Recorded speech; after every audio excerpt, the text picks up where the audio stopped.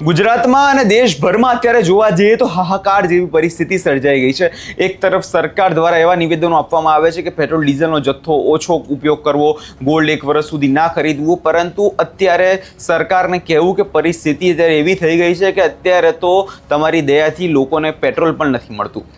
વાત એવી છે કે અત્યારે ઘણા બધા જે વિસ્તારો છે ત્યાં પેટ્રોલ સંચાલકો દ્વારા લોકોને એવું કહેવામાં આવે છે કે પેટ્રોલ ડીઝલનો જથ્થો હવે છે જ નહીં, કાં તો છે તો 500 રૂપિયા સુધીનું જ પેટ્રોલ પુરાવું, કાં તો 300 રૂપિયા સુધીનું પેટ્રોલ પુરાવું, પરંતુ કોઈ પણ વ્યક્તિને પૂરેપૂરું પેટ્રોલ જે છે અત્યારે એને જોઈતું હોય તે મળી નથી રહ્યું। હવે વાત એવી છે કે જૂનાગઢના કેશોદમાં એવા અજાબ ગામમાં હાલ ડીઝલ માટે ભારે અફરાતફરી જેવી સ્થિતિ સર્જાઈ ગઈ છે। ગામમાં આવેલા માત્ર 2 પેટ્રોલ પંપ પર વહેલી સવારથી જ ટ્રેક્ટરો અને જેસીબી અને ડીઝલ વાહનોની કિલોમીટરો સુધી લાઈનો લાગી રહી છે। સ્થાનિકો એવું પણ કહી રહ્યા છે અંદાજે 150 થી વધુ ટ્રેક્ટરો અને મશીનરી ડીઝલ ભરાવા માટે કલાકો સુધી રાહ જોવી પડે છે, તેવામાં પણ એમને પૂરતું ડીઝલ જે છે મળતું નથી। ફક્ત અજાબ ગામ જ નહીં પરંતુ આસપાસના અનેક ગામોમાં ખેડૂતો અને વાહન ચાલકો માટે અહીંયા ડીઝલ માટે પહોંચતા હાલ પરિસ્થિતિ દિવસે ને દિવસે વધુ ગંભીર બની ગઈ છે અને સરકાર માત્ર દાવાઓ ઠોક્યા કરે છે કે ગુજરાતમાં પેટ્રોલ ડીઝલનો જથ્થો પૂરતો છે। સૌ પહેલા